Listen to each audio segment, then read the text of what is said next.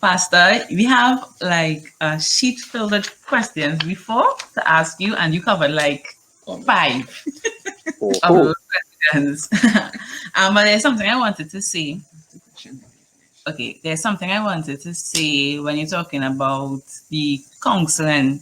right. Um, I was in a relationship before, and I remember my dad, he's a pastor, and he was like, Candace, I want you to start marriage counseling as soon as possible. And I was like, why? We're not planning to get married. We're not together. Like, it was like a 2, 3 months, like, we're not together. Why send them to counseling? Long story short, the relationship is no longer on. And I remember talking to him after, and he said to me, Candace, I did not send you counseling to get married. I send you counseling to make sure that you are sure that this is the person you want to get married to. And that's exactly what you mentioned earlier. And I am now a firm believer as once in a relationship, go and get counseling, you know? Well, Like it what's important is that the counselor must be on the same page with you, because there are some counselors, as soon as you turn up, they assume that they must be preparing you for marriage. And so they have not developed. So the track that I work with is not a premarital track. I understand. You follow what I'm saying? The Yeah, track that I work with is a track to see if the people are healthy. yeah, yeah. And For I example, let me give you a for example. okay. If you come to me, one of the first session we'll be dealing with is grief. Lord.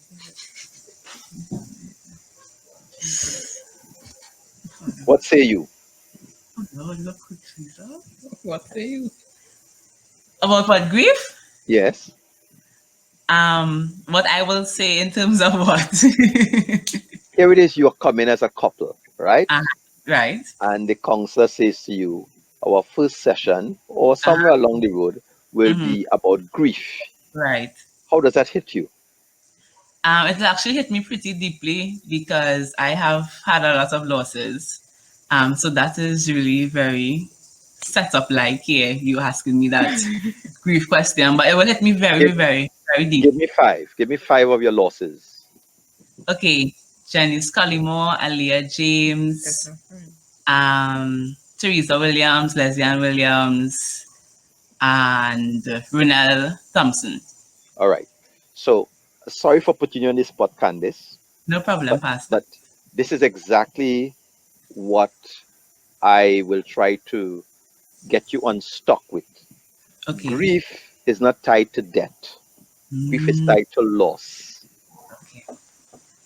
And unfortunately, what has happened is that whenever we hear grief, we think of death. Right. We think of bereavement. Yeah. Death is just one type of loss, Mm, but there are several other types of losses in life mm, that cause the emotion of grief. right. Like a Let me, dream or exactly. mm, Child. Acha, yeah, keep going. um Job. yeah, job, A job, yes, keep going. a vision, a plan you had and it just didn't come to pass. Keep going, keep going, A friend who's still living but you all are no longer friends. keep going. Matila, help man. I am thinking about kind of probably like losing yourself. Interesting, interesting. Because it after we list, because life is about grieving, and Mm, people who are unable to reinvent themselves, they are not good marriage material because they are stuck because they want things to remain the same. mm, So when Matilda gets married, you see that old teddy bear that you have there from a child? You have to let it go. Don't carry it in the marriage. You will grieve familiar spaces. You will right. grieve your singlehood. You'll grieve the loss of your parents and the comfort places. Wow, See, wow, there's a Yeah, whole heap of grief. right. wow. I wonder if Wow. you follow what I'm saying. So that Yes. Yes. people who don't know how to grieve, don't know how to live yet. Wow. So if you look at me right now, when I got married the first time, I had an afro. I don't like how you're laughing at me. Yeah, she laughing at your pastor. Yeah. Let's just give me 1 minute. I come off camera there. Sure. Um, I was looking for something for you. I can't find it right now. It's too close. I was looking for my afro comb. Right. So you have to learn to grieve properly, because things would not remain the same Right. in life, in marriage, and people who get stuck. They are not good marriage partners. Mm. Not good marriage, because take for example, you plan the wedding day. Rainfall, bucket a drop. You have to learn to confront the reality of this, grieve, and move on. Right. And Mhm. move on. So Yeah. within the context then of life, I want to see, how do you manage grief? Mm. Yes, Wow. you follow me? Good, Yeah. right? So Okay. that so if you go into a counselor who is not understanding that this is not about marriage but about the health of individuals, Mm. you would find that they would not do a good job, because their template is bent on preparing you for marriage. Yeah. And not only that, they may lack the ability or capacity to say to you, Candice, go marry that man, because they don't want to offend people. They want Yeah. to keep everybody happy and nice. And there are some things that show up that Yeah. is clear red lights. Yeah. But the church and the Holy Spirit and all kind of thing we do contaminate the Yeah. conversation. Yeah. All right. With the Well, questions oh, from we have two Abigail. questions from the viewers, Pastor. Sure. Okay. So one says, "Good evening. I just joined in. So, oh, can we get back the big font? Okay. Good evening. I just joined in. So I am not sure whether this question would have been answered before. I do understand the various elements, but what would you advise? But what would your advice be to a couple or someone who believes the Lord will work it out?" Now, is this couple married or unmarried? I don't know if Wallace can specify. Because I that think at the time when the question came in, it may have been when you were talking about um before actually getting married. all right. Like with respect to I think we were talking about at the time of probably like the practicalities and the hold on, let me check my notes. The psychosocial. Right, right, Yeah. right. Well, my window of assessment sometimes may sound a little unspiritual. All right. And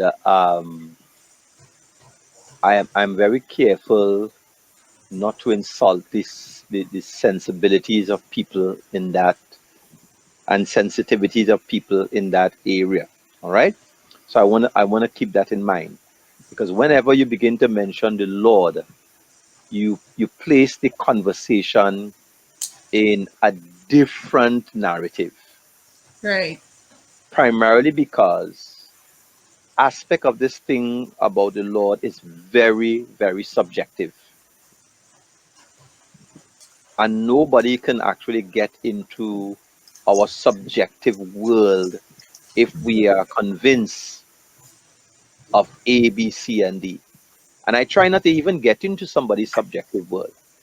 So from the outside, there would be certain indicators based with experience, based with training, based with research that says to us, you do not need to be a rocket scientist if you violate these particular laws.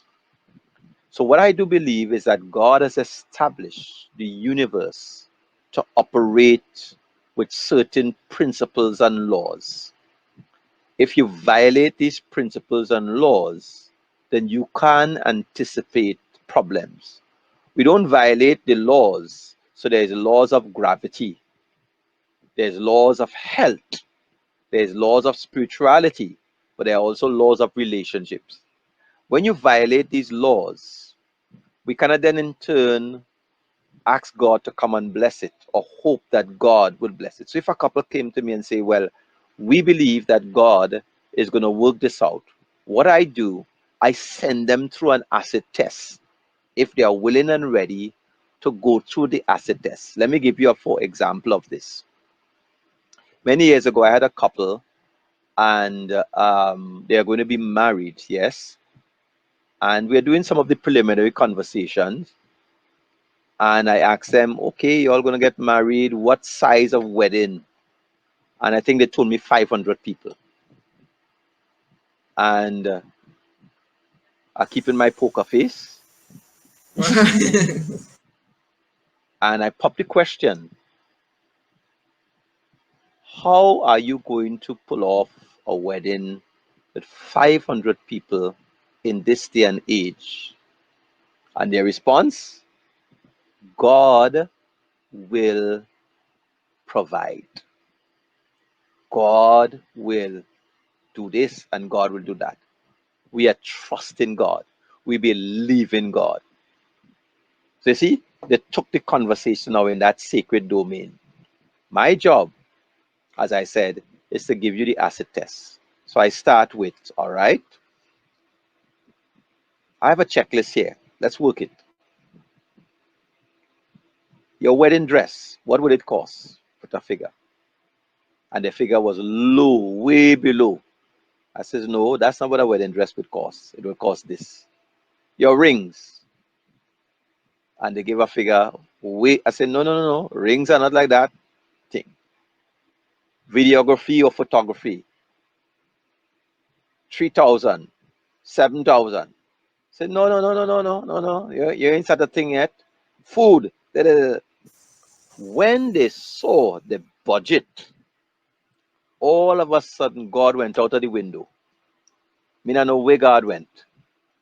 So the reality check with the acid test kind of sober them up. So if a relationship says to me that this is God, I would have certain types of questions I would put to a person because people have all kinds of different mechanisms in their heads as to how they connect the dots.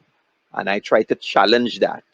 If after challenging it, you come back and you say, it's like a case I had where when I give this person the acid test, it didn't add up, but then they say they believe it's God. I say, listen to me. If you believe it's God, I cannot tell you it's not God. But what I can tell you, if it's not God, you're going to reap the consequences of this acid test. I says, Yeah. I got an invitation to come to the wedding. I says, no, because of what I feel, I want to respectfully not come, if you don't mind. And the person said, "Go, fine, fine." They got married, and what appears to me today, 5, 6 years later, they seem to be a very stable, happy couple. You see, but they allow themselves to be scrutinized, and and they gave some very an objective listening air to assess the pros and cons. What I Right. say is that there are some people, once they say God say, they galvanize themselves from anything or anybody Correct. who might be able to give them an objective opinion Yeah. as to their choices. Yeah. Okay. Definitely. So the second question there is, what makes someone mature? What's the difference between being a playful adult and a serious adult? And she's hoping we get where she's coming from. I think again this would have been in response to a psychosocial Right, marriage. right. I got you. I got you. No, I think I understand the question. Um, Now, each question leads us down a tributary that has a life of its own. And and I trust we could appreciate. I'm not trying to truncate an answer, but once we begin to expand it, you'd see how it goes into different places and spaces. Um, there's a triangle that I use, and I don't know if I draw it and you guys see it, would you be able to reproduce it? And if you can, that will be fine. All right, I'm doing the scribble now.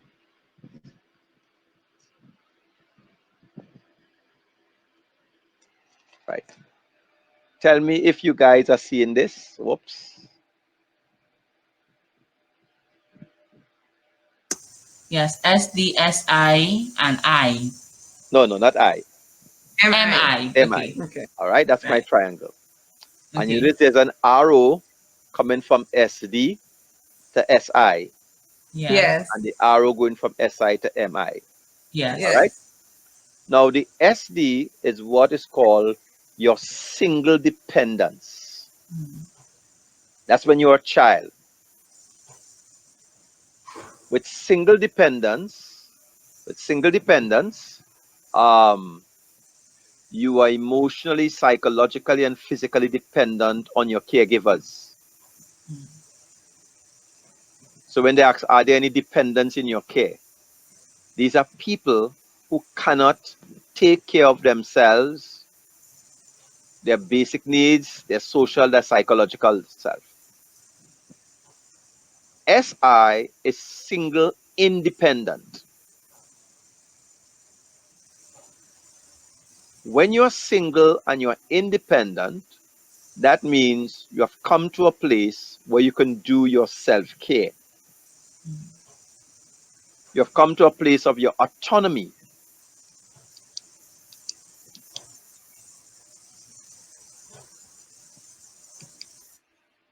You have come to a place where you have accepted yourself.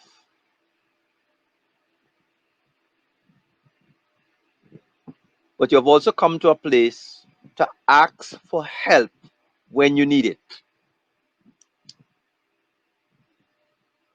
So while you're single independent, you're not altogether independent because we need other people.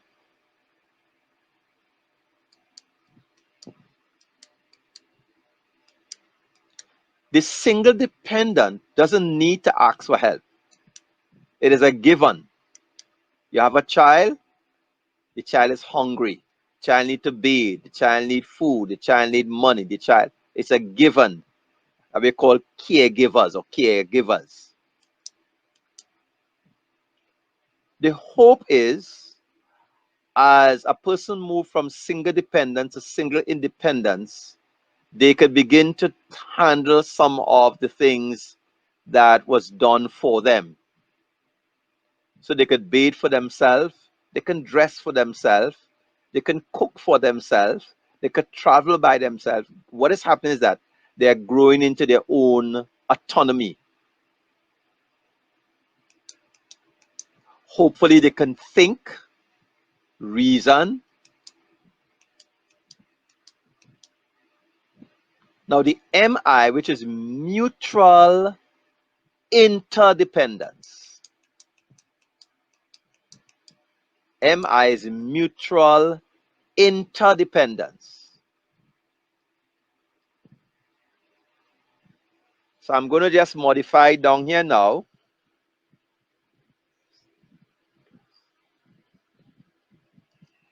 And this is what it should look like.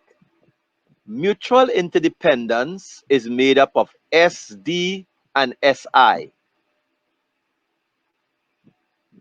Mutual interdependence is made up of SD and SI. So as you go into a marriage, part of you becomes dependent on your spouse, and part of you, you must keep your independence. So when we talk about someone who is mature, we're talking about someone who understands that part of themselves will still be dependent, but part of themselves must be independent. Wow. When you act like you don't need anybody, it actually shows how immature you are. Mm-hmm. You see? So when we say maturity, so you look at the marriage now. In marriage, or even before marriage, you want to assess whether the person still acting and behaving as a single dependent,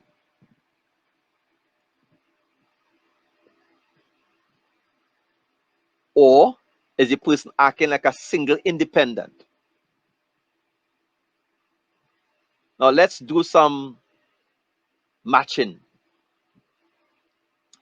If you get married to someone who is all single dependent, that means you married a child. You didn't marry a mature person. That means you'll be breastfeeding for the rest of your life, lady. Or Mr. Gentleman, you'll have a daughter for the rest of your life. Because the person got married to get a parent or caretaker. If you get married to someone who's all single independent, it will also have some problems. They would not be psychologically married.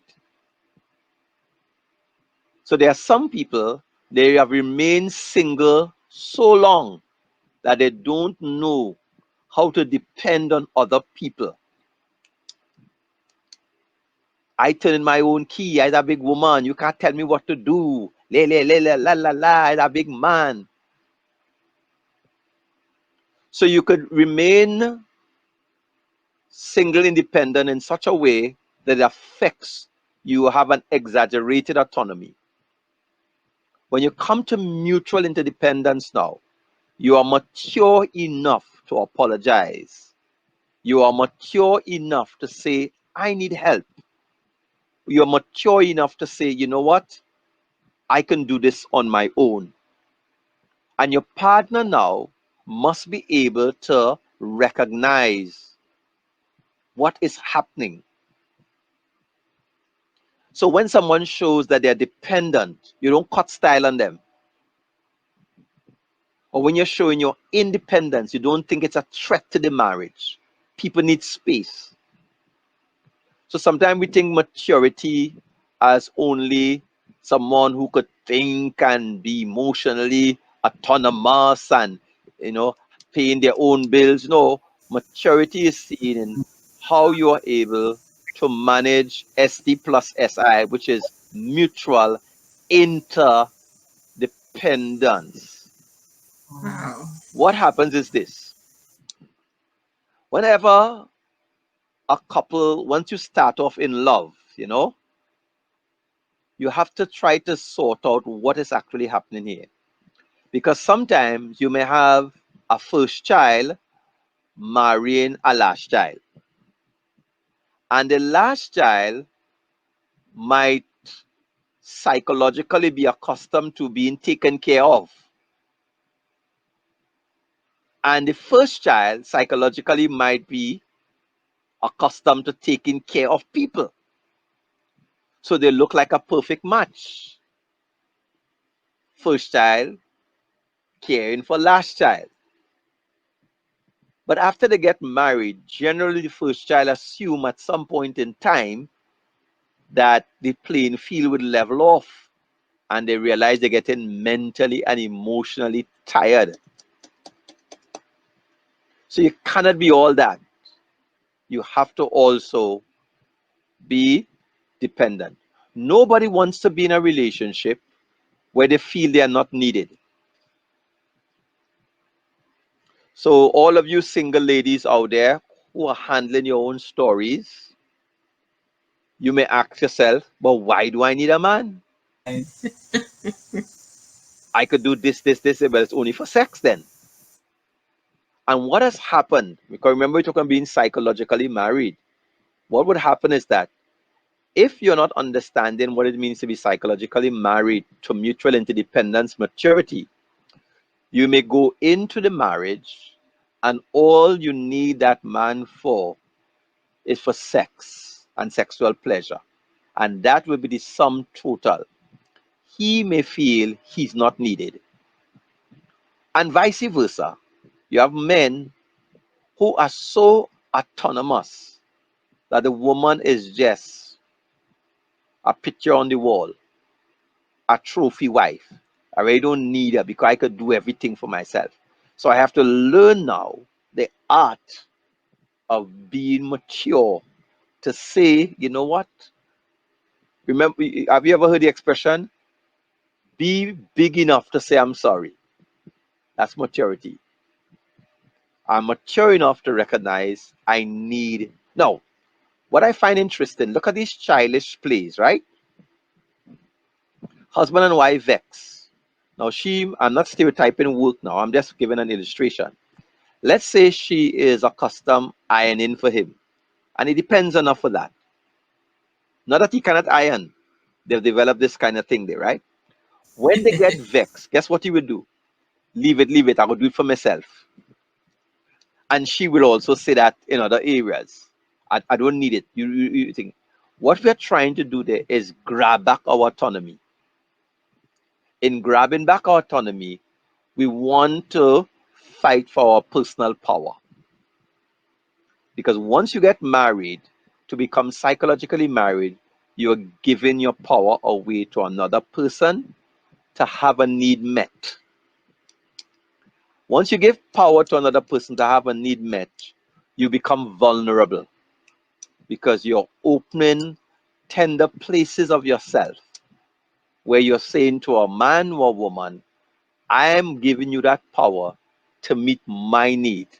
But brother man, the day you mess up, I'm closing that door because you know the song says, I got along without you before I met you. Gonna get along without you now.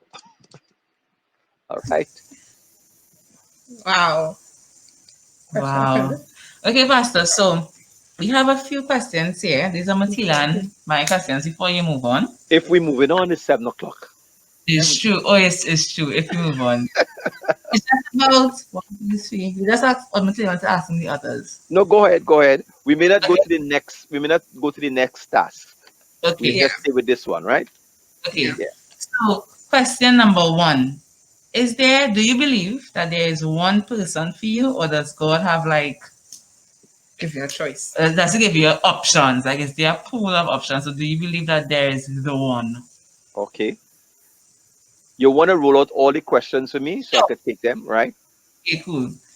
Does God permit you to enter into a relationship as a learning experience? Right, Um, how long should courtship be, or does it vary according to the couple? right, Any recommendations? right. Last one, this one. How young is too young in terms of like age gaps? Right.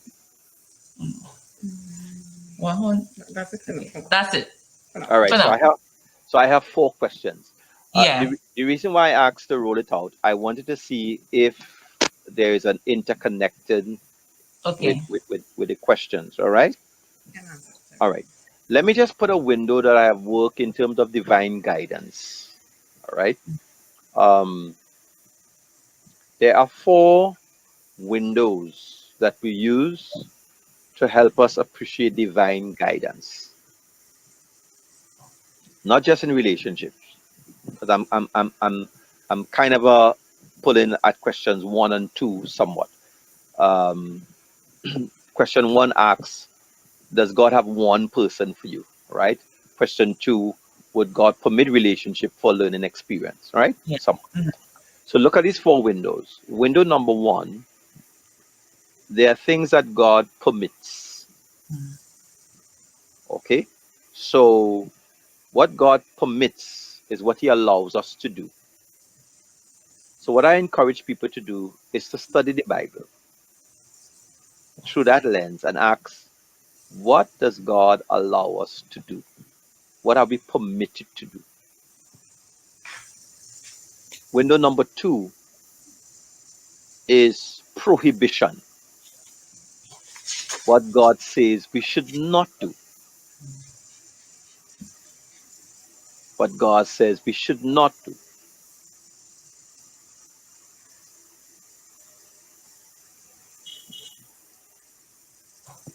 Window number 3 is principles.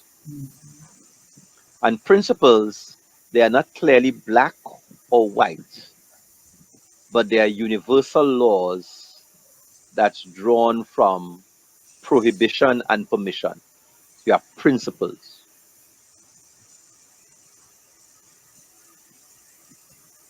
So permissions are very clear. Prohibitions are clear.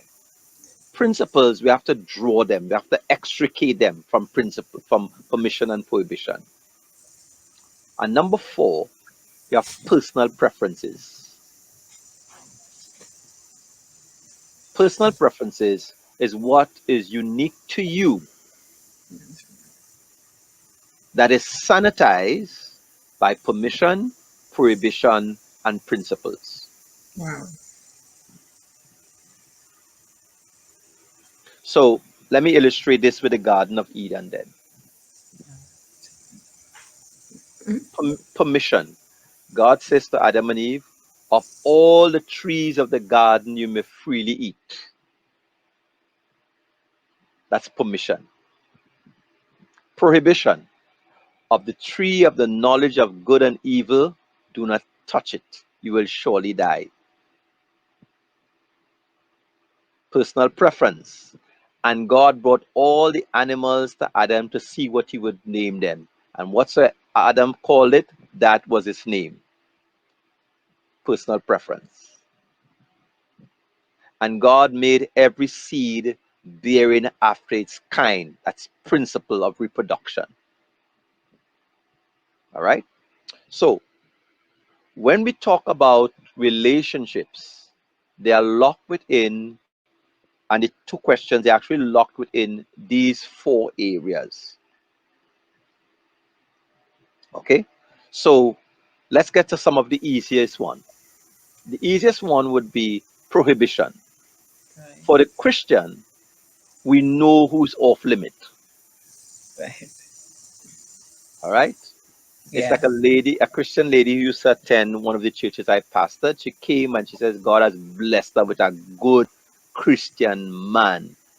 And the man have been carrying her out, treating. She says, listen, never a man like him. She's so elated. She said, we just have one problem, he's married. Okay. You see? Oh, that's a nuts. You see? So she's been very pragmatic. She's looking at her benefits and trying to now massage the prohibition. So in making the choice of a partner, it makes no sense violating what God says is off limit and then trying to baptize a pig and call it a sheep. If God says no, clearly like the unequally yoked relationship and all those kinds of things, off limit. Right. All right. Let's get to personal preference now. Good. Personal preference. Personal Pastor, preference. Yes. just before you move on to personal preference, Yes. you were talking about the prohibitions and you mentioned unequally yoked. Just stick a quick pin there. Does denomination matter? With respect to you have Christendom, so you would have Catholic, you would have Anglican, you would have Seventh-day Adventist, you would have Pentecost, you will have all these different denominations under the general umbrella of Christendom. Right. Where does that fall? But I prefer to stay with the biblical text, right? And when the concept of yoke or unequally yoke is used, it has to do with the nature of a beast. So that you do not take an ox and a donkey. That's two different beasts, two different nature. You do not take a mule and a horse, two different beasts, two different nature. So that the unequally yoke have to do with the nature of the beast. And in understanding the nature of the beast, I need to separate unequally yoked from being incompatible. Okay. Unequally yoked automatically leads to incompatibility. But you could be equally yoked, but psychosocially incompatible, Right. denominationally incompatible. Some of my best Christian friends are Seventh-day Adventists. In fact, I lived in Jamaica, and when I go to Jamaica, I go to church on the Sabbath and I go to church on Sunday. But if I married an Adventist who may not be willing to change, and I not willing to change, it can create incompatibility there and cause problems. Remember, I told you about educational incompatibility. You could have social incompatibility.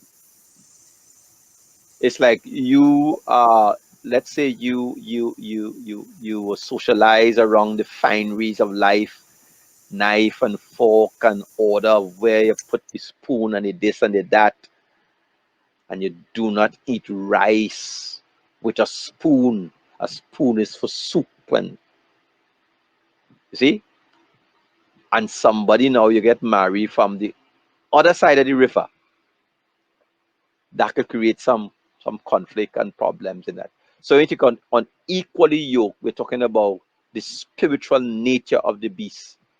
Are they saved or are they not saved? That's critical. But that doesn't end the conversation, because you could be saved but incompatible.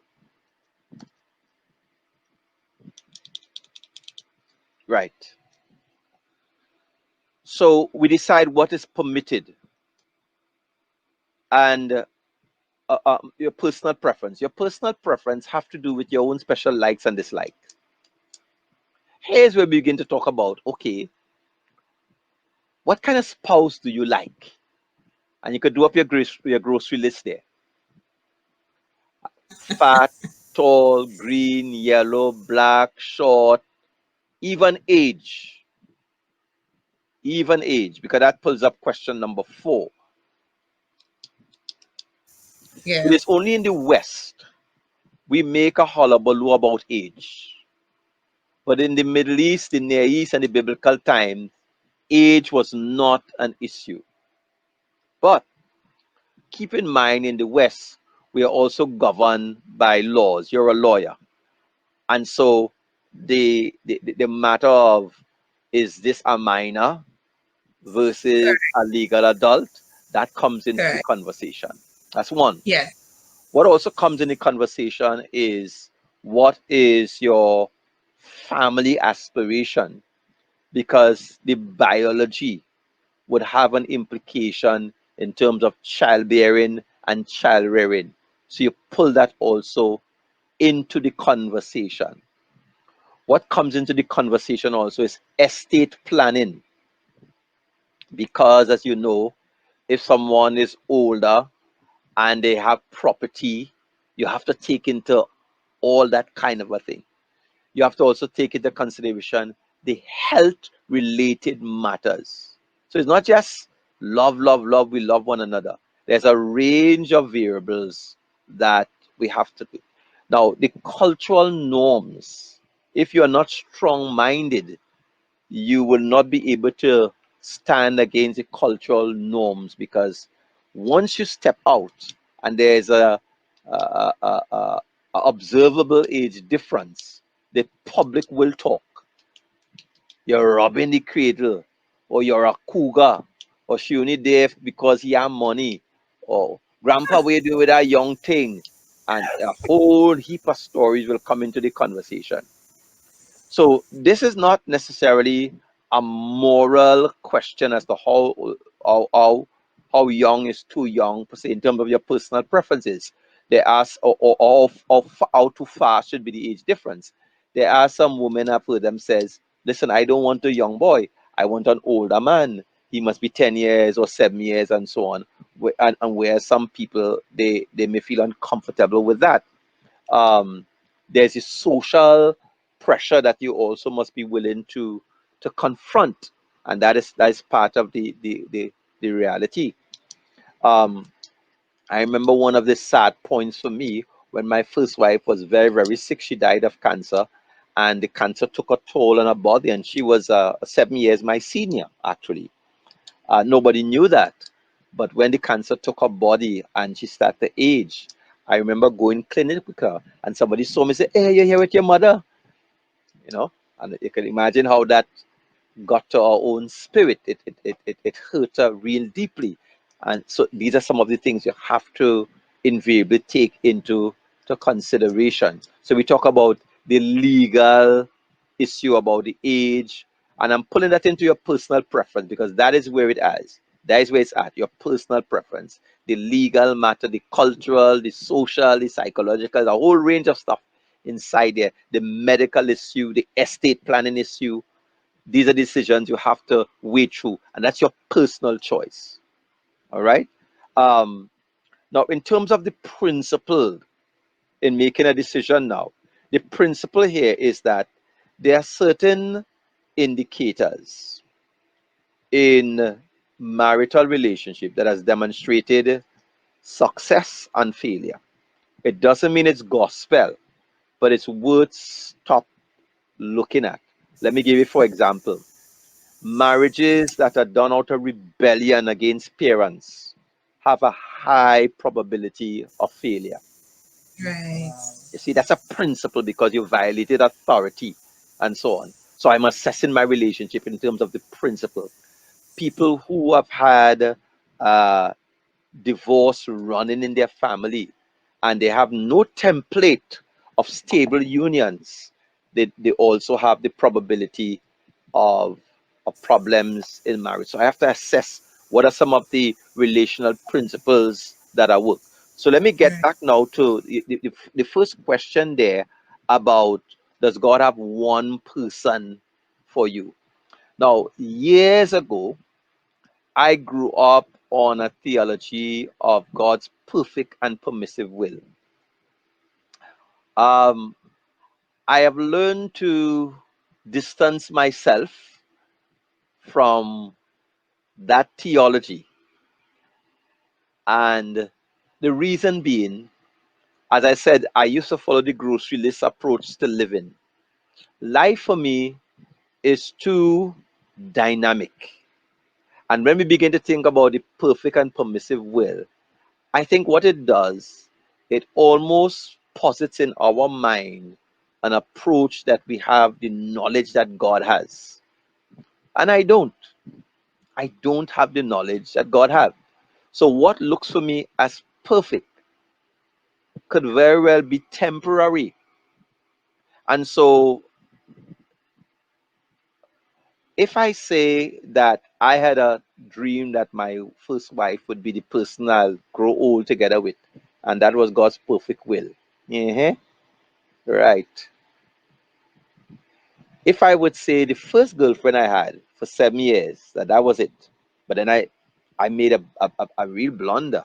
But yet, so my preferred way to go is negotiating my relationships as far as is humanly possible, inviting other people to help me process my choices because I don't think I know it all. So I invite people. What do you think? That's before marriage. Give me an understanding, give me appreciation, what's your observing, and so on. You don't do it alone because God's will sometimes can be very fluid, very, very fluid. And I hold also for the integrity of a relationship. However, I have up until my wedding day to change my mind. There's a young lady, she has gone to be with the Lord now. A week before her wedding, I was a groomsman in her wedding. She called off the wedding. Everybody dress make, suit make, venue a week before. And the world came down on her. And I stood aside and I called her, I said, girl, I applaud you. Because there was stuff in the relationship that she needed to honor her emotional integrity. And so glad she did. So to avoid that, I'm saying we need to start speaking the truth to ourselves pretty early so we do not involve other people and implicate them and have them investing, towing the line with us while we have doubts. So whether people are permitted in our lives for learning experience, we could only say that sometimes in hindsight. But when we're in it, sometimes it's difficult to even map what is actually happening. After the fact, we look back and say, oh, gosh, a lucky boy. Oh, go.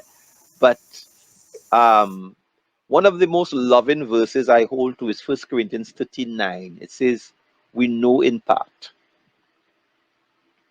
And so I live my life with that we know in part. I make some choices. Now, I have been married now 2 years to a wonderful lady, Donna. So it's now Don and Donna. But both of us, did we have a script as to how the marriage would unfold? Certainly not. So what we are doing now, we are navigating and working through the script on a day-to-day basis. Is it always the hallelujah chorus? Certainly not. But does it mean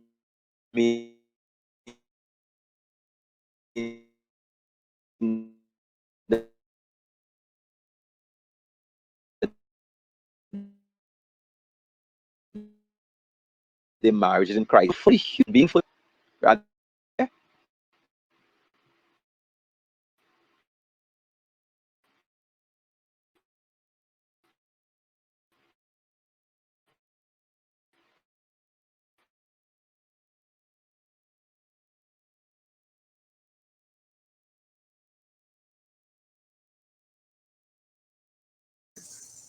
I think we're experiencing some technical difficulties with Pastor Dunn. So let's just give it like a minute and trust God that he will come back.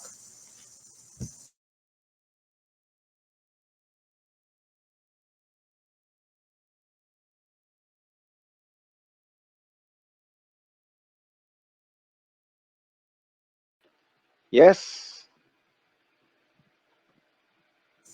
Yeah, Are you're we back. are we back? Yes. So that's the way I think I approach life. So that if you look at my track record, then the first person 7 years, I think that was it. That was the will of God. That didn't work out. Then the second person in the middle there, that didn't work out. And then the third person, my wife, 30 years, great. But then she passed on. And then so am I in the will of God now? So it's seasons. I speak to seasons. Seasons within the perimeter of what is prohibited, what is permitted, and what. So that you cannot be married and say, well, because given the covenant of marriage and so on, you cannot be married and then be adulterous and say, well, God only brought me into this marriage to teach me a lesson. But no, no, no, no. There's perimeters in each one of them, and you Right. have Yes. to play by the rules. All right. Right. So I Yes. hope I trust I answered the how long is courtship? Do we have a question like that? Yes, Yes. yes. The question of courtship. Um, the the concept of courtship is actually a Western concept. That is not practiced in the Bible at all. It's really something from the West. And All right. and yes, and because of that, the West developed um, dating, courtship, marriage. That's how the West are developing. And this matter of courtship, we in the West we have called it a get to know you period. But the truth about it, if you stop and think about it, you could have a bad habit for 10 years of courtship. If courtship was this um, foolproof ticket, then we would not have had such a this high rate of divorce and problems. Correct. So it's like grief. Some people say, well, with time you'll get over. No, is what you do with your time. So when I think of courtship now, I don't think of courtship as a blanket ticket.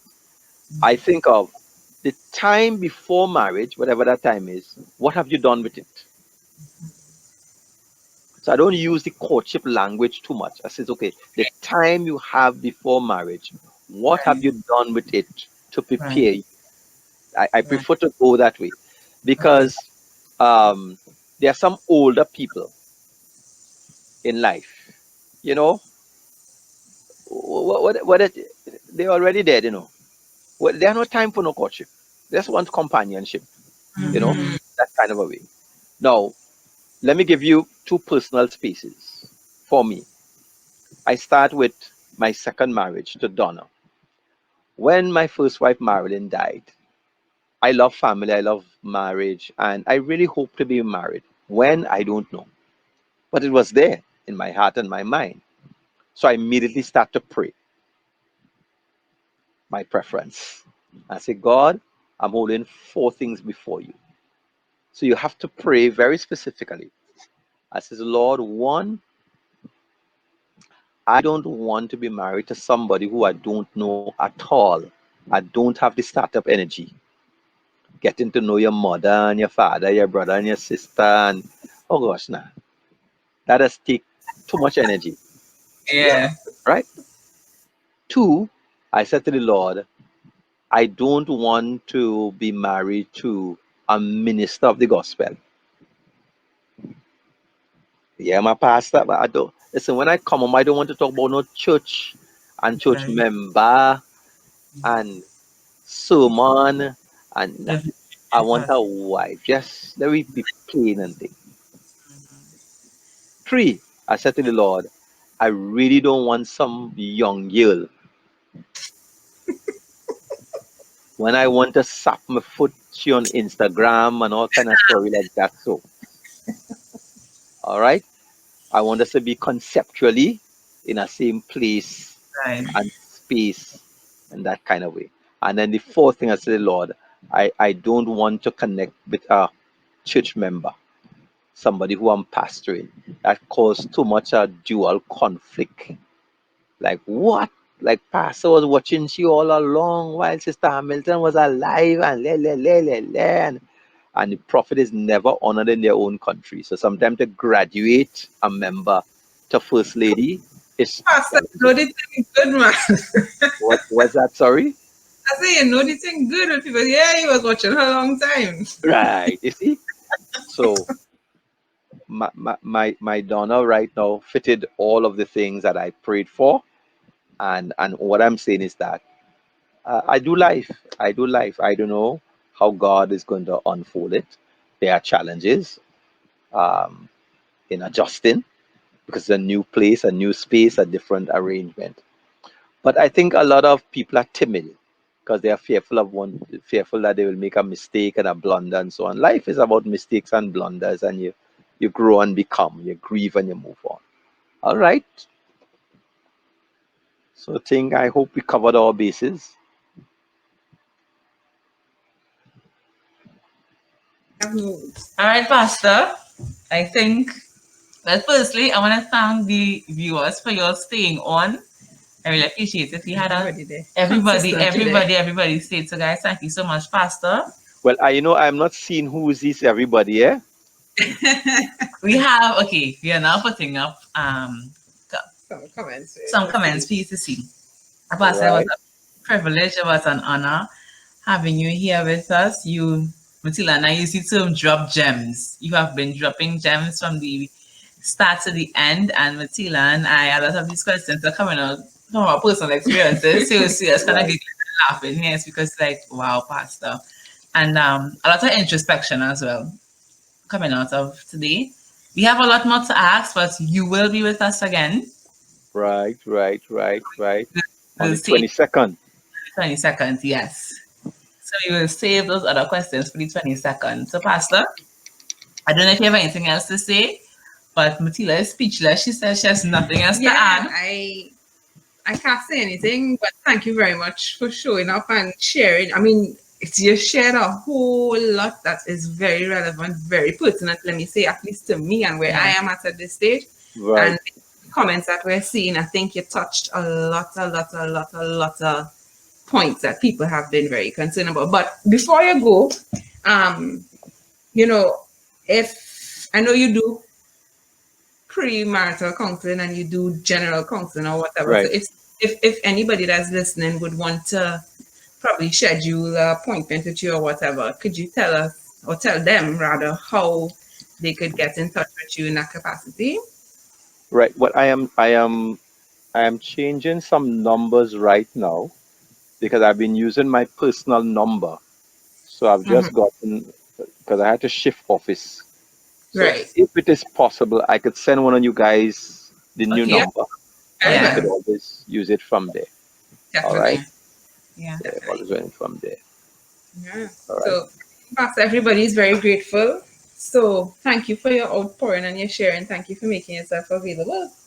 My I'm looking privilege. forward to the next session. Yes, we all are. My privilege. My privilege. My privilege. All the best. So Thank we Yes, you. spend the Pastor. 22nd, God's willing. Yes, Yes. please. And greet your respective families for me. I know the respective families, Will and do.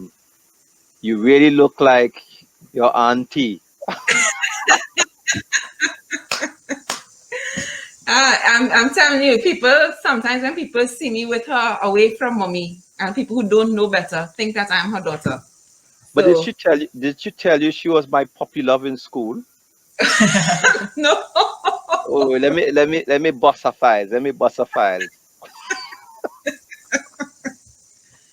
She made my heart flutter at St. George's College. Boy. I will tell her. Yes, I yes, will bust her tell files. Bust, her on live. but the thing about it now, it was not any will of the Lord. We could say so no. I could say so now, looking back, you see. So Yeah. blessings to you, and all the Thank best. thank you very, very much, Pastor Hamilton. Have a good evening. Okay. Yeah, bye bye. Everybody, thank you very much for tuning in. Thank you for staying. Thank you for being with us. Thank you for commenting. Thank you for participating. Have a great Sunday evening and a great week ahead. God bless and God keep you all until next time. Bye, Bye. guys. Okay, bye bye. Bye.